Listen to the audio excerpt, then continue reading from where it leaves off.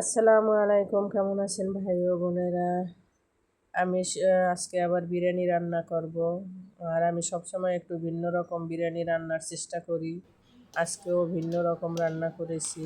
একটু দেখলে বুঝতে পারবেন আমি কিভাবে রান্না করি। আমি চালটাকে পুরো সেদ্ধ করে নিয়েছি। সেদ্ধ করে নিয়ে তারপর আমি আলুটা আবার সুন্দরভাবে ভেজে নিচ্ছি। ভেজে নিয়ে তারপর কিভাবে আমি বসাইতে আছি দেখেন। আসলে কে কিভাবে রান্না করে তা তো জানি না, আমি এইভাবেই বেশিরভাগ রান্না করি। নিশ্চিন্তায় চুলায় ফেলে রাখি, খাওয়ার টাইমে গরম গরম পরিবেশন করা যায় যেই সময় খাই। আসলে পুরো ভিডিওটা দেখলে বুঝতে পারবেন। অত ব্যস্ততার মাঝেও মাঝে মাঝে একটু ভালো রান্নার চেষ্টা করি। ব্যস্ততা তো থাকবেই, ব্যস্ততা আমাদের সব সময় থাকে, কিন্তু ছেলেরা বেশিরভাগে চাকরি করে, ওনরাও কাজ করে, তা হয়ে যায় চাকরি। আর আমরা ঘরে কাজ করি, এটি হয়ে যায় আমাদের কাজ।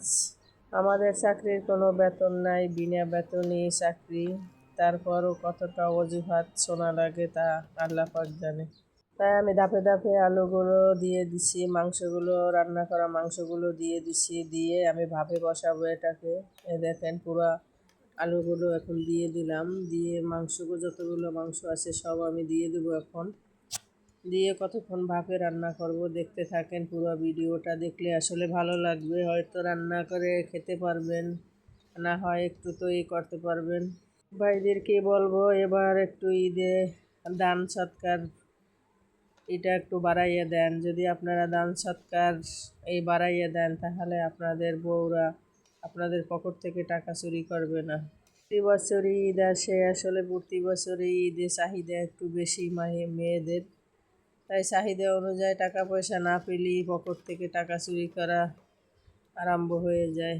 এই দান সৎকার হাতটা বাড়িয়ে দিন, তাহলে আর পকেট থেকে টাকা চুরি হবে না। তো অল্প করে রান্না করেছি দেখেন। 1 কেজি চাল, আর এখানে 2 কেজি মাংস আছে, 1 কেজি আলু আছে। সব আমি রাইস কুকারেই হয়ে গেছে, রাইস কুকারে দিয়ে আমি কতক্ষণ ভাপ দিয়ে রাখবো। তারপর উল্টাই একটা কড়াইতে দিয়ে আবার চুলায় কতক্ষণ রাখবো দেখতে থাকেন। এই যে এখন সব কিছু সাজাইয়ে তারপর আমি রাইস কুকারে বসাইয়ে দেবো, কতক্ষণ রাইস কুকারে থাকবে। তাহলে এর নিচের চালটা সুন্দরভাবে হয়ে যাবে। তারপর আবার যদি উল্টাইয়ে আমি আর একটা কড়াইতে চুলায় বসিয়ে দিই তাহলে এই পিঠের এটাও সুন্দর হবে, একরকম হয়ে যাবে। আমি দেখাবো আপনাদেরকে। জানি না আমার রান্নাটা সুন্দর হয়েছে কিনা, জানাবেন, কমেন্ট করে জানাবেন এভাবে ঠিক আছে কিনা। আসলে আমার এভাবে রান্না করতে ভালো লাগে। আর একটা চালের সাথে একটা চাল মিক্স হয় না, অনেক ভালো লাগে, জুড়া জুড়া হয়। আর মশলাটাও সব জায়গায় পৌঁছে যায়। দেখেন, পুরো ভিডিওটা দেখবেন আশা করি। এখন এই যে সবগুলো দিয়ে দেবো একসাথে, দিয়ে উপরে কয়টা চাল আবার বসিয়ে তারপর আমি রাইস কুকারে ঢেকে বসাবো। রোজার ভিতর যতই ব্যস্ততা থাক, আসলে ভালো মন্দ তো খেতেই হবে, ভালো মন্দও খেতে মন চায়। তাই মাঝে মাঝে একটু ভালো মন্দ রান্নার চেষ্টা করি। এবার ইফতারির ভিডিও দিনেই, সব সময় দেই নেই। আসলে কত মানুষ ইফতারি খেতে পারে, কত মানুষ ইফতারি খেতে পারে না। তাই প্রতিদিনের ইফতারি এবার তুলে ধরিনি। ইফতারির না ধরিয়ে ভালো, তুলে না ধরাই ভালো। কারণ কত মানুষের আল্লাহ তাআলা রিজিকের তৌফিক দিয়েছে, তৌফিকের কোনো অভাব নেই। আর কত মানুষের রিজিক আল্লাহ মানুষের ঘরে দিয়েছে। তাই আমি এবার ইফতারিটা সম্পূর্ণ তুলে ধরিনি, মাঝে মাঝে একটু একটু ছেড়েছি। ভিডিওটা দিলাম বিরিয়ানির। দেখবেন আমি মশলাটা তো আগেই আমি রান্না করেছি, আরও কয়েকটা বিরিয়ানির রেসিপি আমার ভিডিওতে আছে, যদি ভালো লাগে ঘুরে দেখতে পারেন। আজকে আর তেমন করে মশলা টশলা দেখাই নেই, আমি কিভাবে সাজাইয়া চুলায় বসাবো এই জিনিসটাই আমি তুলে ধরলাম। এই যে সব কিছু দেওয়া শেষ, এই যে সব কিছু হয়ে গেছে।